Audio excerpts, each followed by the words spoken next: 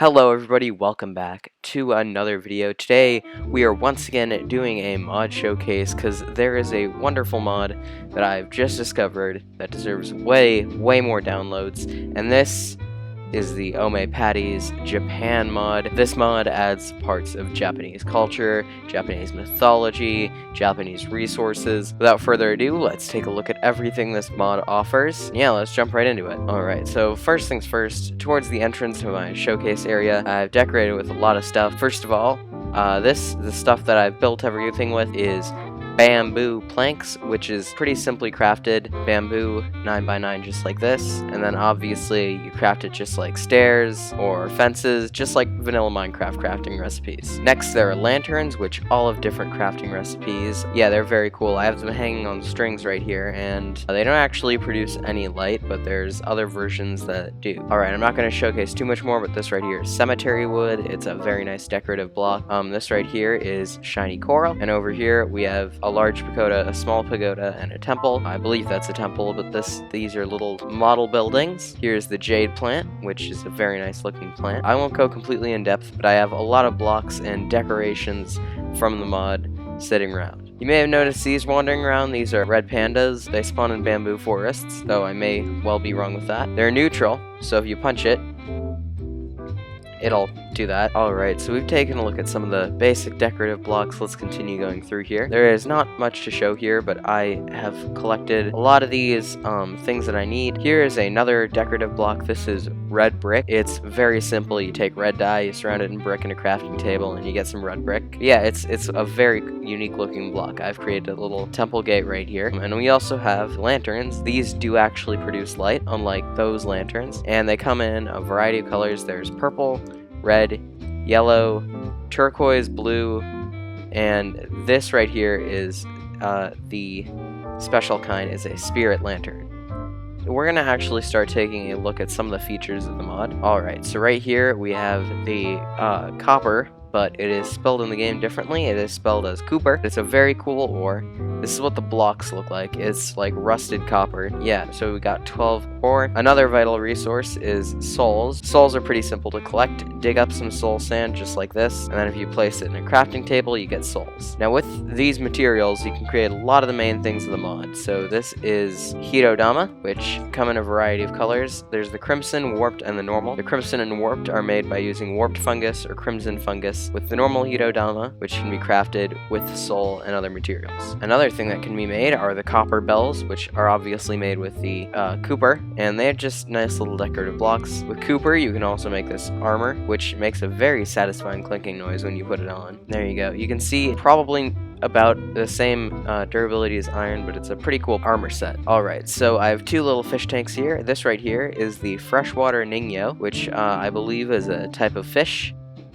And over here, there's a ningyo, but I also have Ponyo and Ponyo's sisters from the Studio Ghibli film. So yeah, they're very nice little entities. But another important thing in here is this red coral. Alright, so now that we've collected all of this coral, these items serve a very important function. We're going to put some of the coral in this furnace, some of it in here, and why not smelt the Cooper? And yeah, let's wait for those to finish. In the meantime, I can show some more features of the mod. In this chest, if you craft bamboo just like this, you get teacups. Now with teacups, you can craft a variety of different teas. I'll leave the crafting recipes for you to figure out, but I'd recommend a recipe mod for all the recipes in this mod. But yes, these are each different kind of teas that each do different things. There's soul tea, leaf tea, and flower tea. So first things first, I ought to show off the soul tea, and it's getting dark, so this one might come in handy. Drink the soul tea. You can see the sun has gone down. We can still see everything quite clearly, and that's because the soul tea gives the player night vision when drunk. The next type is the flower tea, which if we drink it, this gives me regeneration 2 for just a few seconds to heal up. And finally, want to get rid of these effects, we have some leaf tea. Leaf tea is the same function of milk, and it gets rid of your effects as well. Alright, so our stuff has finished smelting. So when you smelt coral like that, you're going to get yourself some coral gems. These can be used for a variety of different things. These can be used to make weapons, or they can be used to make blocks. I'll demonstrate by making a block real quickly.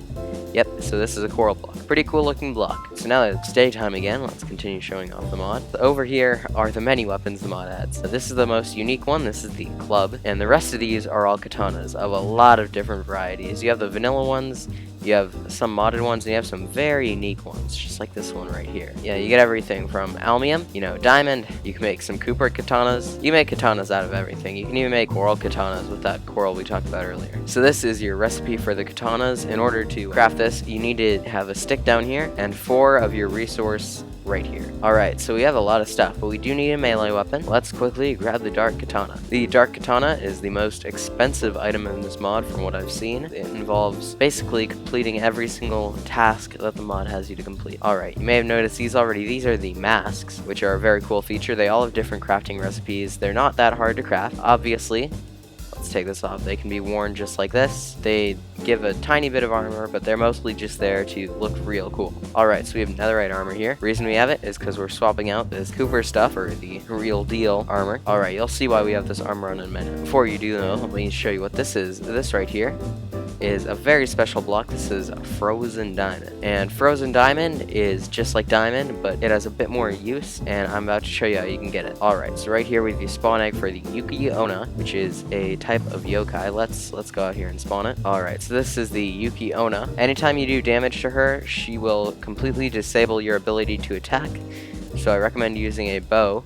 But yeah, once you kill her, you get the Yuki Onna tier. Now, go back over to that crafting table from earlier. If you take a Yuki Onna tier, 4 diamonds, put them together in a crafting table like this, get frozen diamond. Alright, so now that I've taken you through how to get most of the basic resources of the mod, let's take a look at some of the creatures that the mod adds. So, in each of the chests on these sides, I have a bit of tea to drink to help us out while we play this. Yeah, in this chest, I have all the creatures, and we've already gone through a few, but there are quite a few to go through. Let's start out with the dust elves. So before this video, I did some research on a lot of these creatures in the mod and found out where they came from. A lot of them are yokai, a lot of them are Studio Ghibli, which I knew the Studio Ghibli ones, but I couldn't find out what these were. These are the dust elves right here. They are just small little creatures. They're completely peaceful. If you go up to any dust elf and you click on it, you get it in a item form, and then if you craft 5 of them together like this, you get these little dust elf decoration blocks. Next up, let's grab these. Alright, so these are Kodama. The reason there are 2 spawn eggs is because there are 2 different kinds. These are supposed to be like tree spirits, and these are from a Studio Ghibli film as well.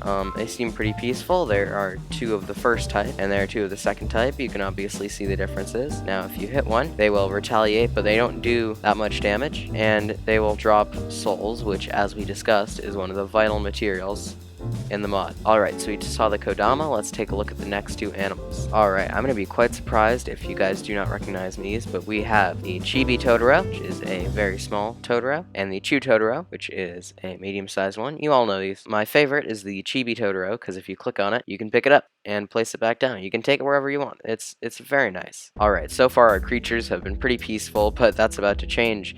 The Dodomeki. Alright, place this down. You'll see what this is. This is an absolutely terrifying creature. Supposed to be a yokai. It's a very well-made creature. It is like completely covered in eyes. And whenever you hit it, it'll give you complete blindness. But yeah, it's very fast.